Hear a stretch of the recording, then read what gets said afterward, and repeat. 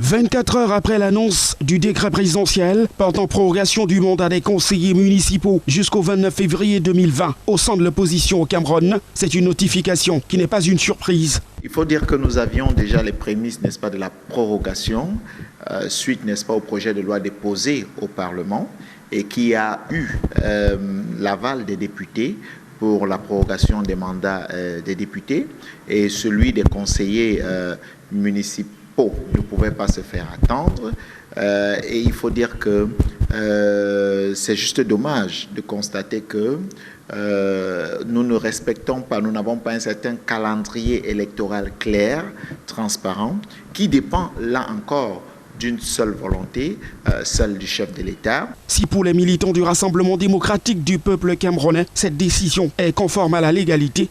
Si le président de la République, qui est président du RDPC, trouve qu'il ne viole pas les lois, moi je n'ai rien à dire d'autre.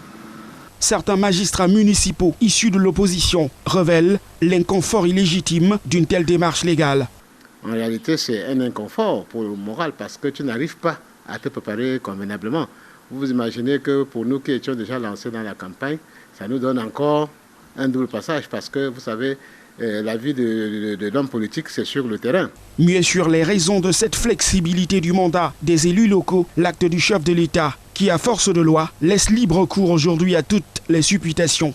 Nous vivons présentement un moment grave dans le pays qui affecte, n'est-ce pas, la sécurité des biens et personnes. Si cet argument est avancé comme étant celui qui permet de repousser les élections, alors nous saluerons, n'est-ce pas, cette décision d'avoir repoussé pour que nous puissions avoir, n'est-ce pas, une élection où chaque citoyen pourra voter où il se trouve, où il est inscrit, et il pourra exprimer véritablement sa pensée vis-à-vis de la gestion locale. Une deuxième prorogation qui laisse cependant le temps aux forces en présence pour ratisser large et affûter les armes en vue des prochaines batailles électorales. C'est lui qui a le pouvoir légal de repousser les élections,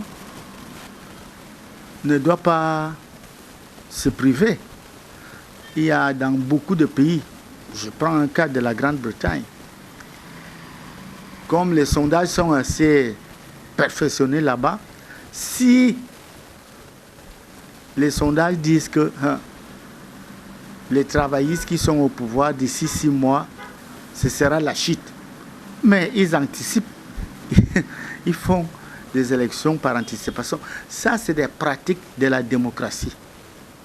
Ayant déjà bénéficié d'une première prorogation en juin 2018, le bail des conseillers municipaux, concomitamment avec celui des députés, pourrait être renouvelé selon les projections et sauf cas de force majeure le 9 février 2020. Une